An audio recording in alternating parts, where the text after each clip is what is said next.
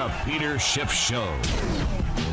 Good morning, everybody. I hope you're doing magnificently. This is Stefan Molyneux sitting in for Peter Schiff. I hope you're doing very well. We are going to have, a very exciting show this morning. We are going to talk about the brain, biology, reproduction, politics, pretty much the A to Z of potential human experiences. But I really want to get your thoughts. Join the conversation. You know the number.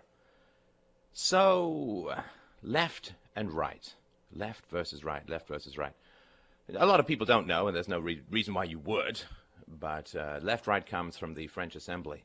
This is where, like in the 18th century, this is where the people who were conservative would sit on the right of the Assembly, and the people who were more liberal or socialist would sit on the left. So, and many people have theorized over the years that the Democrat versus Republican paradigm, the left versus right paradigm, which seems to replicate pretty consistently across society, just might have its basis in biology. I think it's a very interesting question. Now, biology is a really challenging topic to deal with, so I will do the best I can, but I'll recommend that you Google all the stuff and listen to the real experts. But it's tough because when I was a kid, and maybe you had the same experience, when I was a kid growing up, it was genes versus environment, right? Biology versus environment. I remember this metaphor from an early psych textbook in college, that genes and environment, hereditary and environment, were like the length and width of a football field. You could change one, change the other, but they were intimately related. Well, we found out since, or scientists have found out since, how much more intimately related these topics are.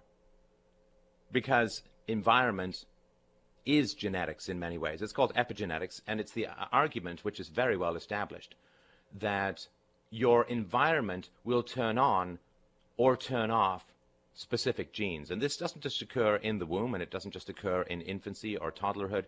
This can occur throughout your life. Your life habits, your environment, the people you choose to surround yourself with, affect your genetics. It's not carved in stone. It's not written in granite, not traced by the fingertip of God onto the very living rock. It is, your genetics are flowing back and forth with information from your environment.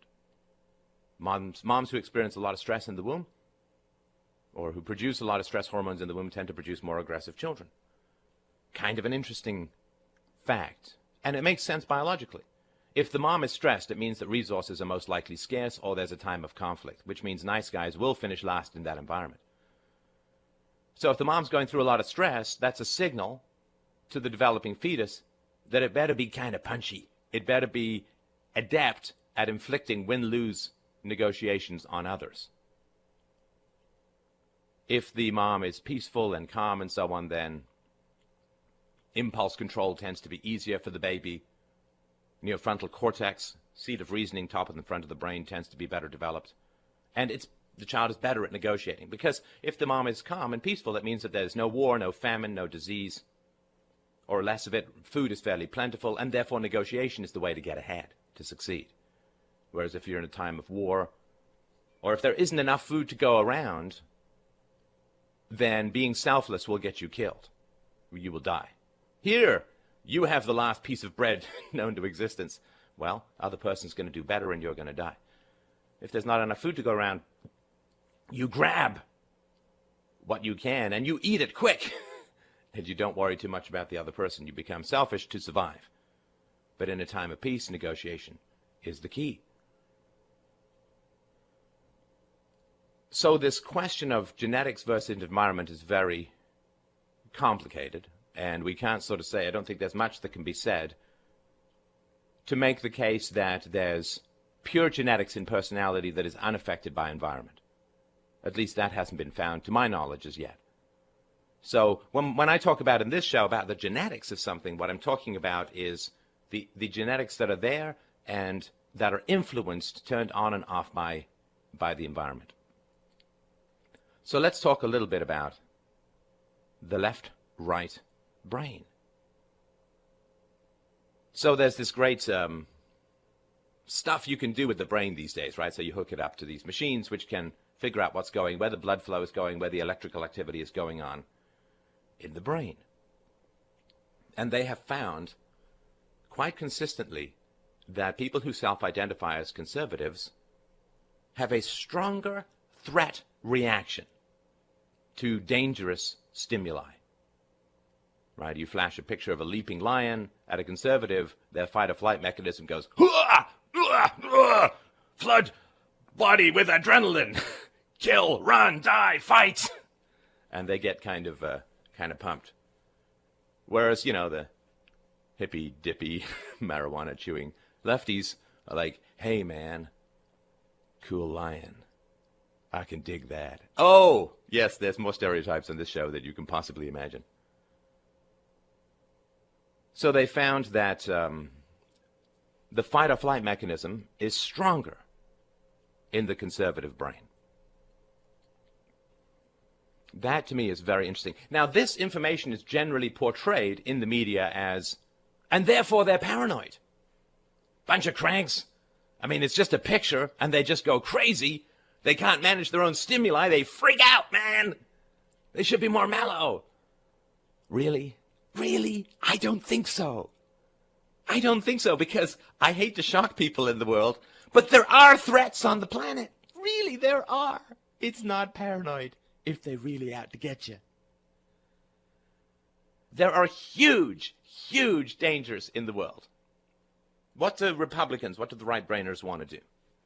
Want to control and minimize and restrain and bind down, as the saying goes, with the chains of the Constitution, the state. Well, guess what, my friends? I'm sure you don't need to be told. The state is kind of a big danger. State is kind of scary. State, in the 20th century alone, even outside of wars, the state got 250 million people killed. It's called democide. States murdered 250 million people, not even counting war, in the 20th century alone. They are the greatest human predators of the species. For me, it wouldn't be a lion leaping out of the picture. It would be a ballot box. Oh, no! Run! Can't take it. Fight or flight, fight or flight. And so people who are on the right, the Republicans, libertarians, are perceived to be crazy for responding to massive debts, budget increases, dysfunctional and decaying social and physical infrastructure, threats of war, threats of outside attacks. They're called crazy. Does this happen to you? You know, call in, let me know. Does this happen to you, where people are like, "Oh, man, he's bringing up the Fed again. You know, we should really just lock him in the attic, because he's like our crazy uncle who is always talking about how bad and dangerous the government is." He's like this Ron Swanson stereotype.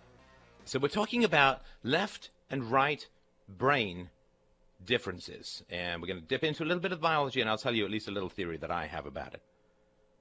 So in America, liberals around 20%, conservatives around 40%, and moderates around 37%. This has been held pretty constant since the early 1990s. Hard left Democrats, 9%. Hard right Republicans, self-identified, 21%.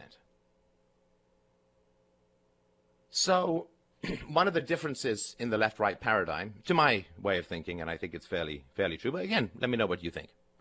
So Republicans are very keen on the military, self-defense, a strong military. And that's because they perceive threats that Democrats don't. Democrats, you know, back in the 70s, at least when I was growing up in England, there was this, you know, lefty, hippy-dippy unilateral disarmament and kumbaya and all that kind of stuff. And so people on the left don't really perceive threats very well, and people on the right perceive threats very well. They don't make them up. I mean, when they show the pictures of the lion jumping at the psychological test subject, well, that is something that our lizard brain, right, the amygdala fight-or-flight mechanism, would recognize as a threat. So what is the difference? Well, it has to do with gender. It has to do with gender and dependence.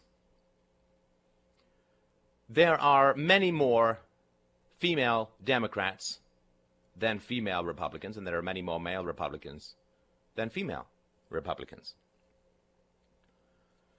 And if you sort of look at the way we evolved as a species, the men went out and gathered food and protected the women from external threats, from predators, both human and animal.